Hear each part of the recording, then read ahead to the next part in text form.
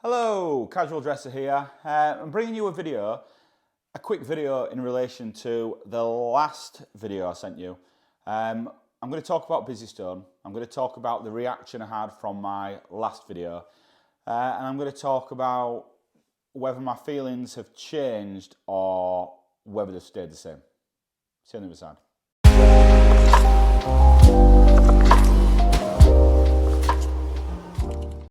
Okay, so I'm going to kick the video off really quickly by saying, look, if you've got anything to sell, if you're selling Stone Island items, CP company items, especially the Grail pieces, I'd love it if you got in contact either through my Instagram, which is here, or by sending me an email to the email address below.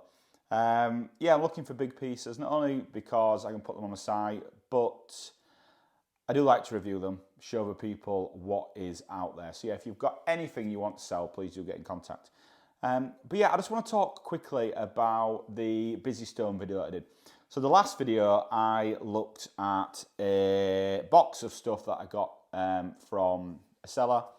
And then I went on to talk about Busy Stone. And I've had a reaction on Instagram, through my email, and on YouTube itself.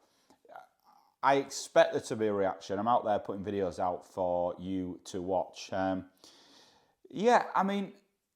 think people have sort of misunderstood what I said in the last video.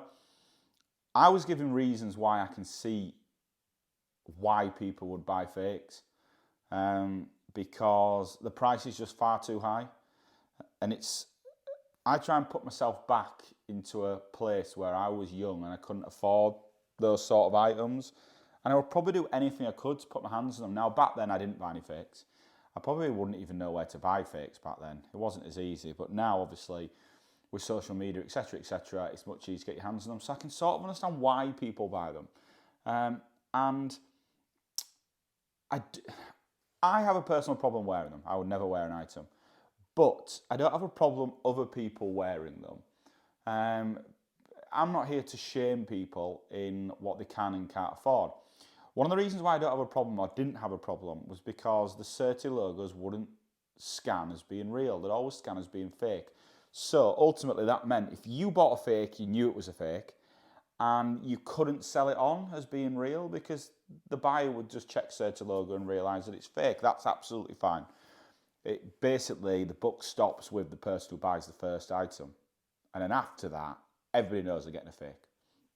My problem is that I messaged Busy Stone asking if it was correct that if you paid extra, you could get working Certi logos. Now, I'm not quite sure how that works because he can't have millions of Certi logo numbers out there that these numbers or these items can just be out there in the world and still keep scanning as real. So eventually they're going to have to scan as fake because, for example, if you put a Certi logo on something and you sell 100 of them, eventually those 100 Certi logos are going to be scanned over and over and over again, even if it's real. And that's got to bring anomalies up because Certi logo must kick in and say, actually, the piece was scanned in Sweden yesterday and then it's in Hong Kong today, for example. But I am worried that Certi logos are becoming real in these items, because the problem with that now is that if Tom was to buy a fake knit, so this is one of the ones I showed, an ice knit, a fake ice knit, and paid £200 from Busy Stone, and then sold it on his page for £2,000 because the Certi logo is working, I've got a real problem with that because the second person who bought it has absolutely no idea that it's fake. And that is an issue. And it's not changed my mind on why people buy fake items, but as soon as they're starting to replicate and trying to make the Certi logos real, it really does not sit well with me.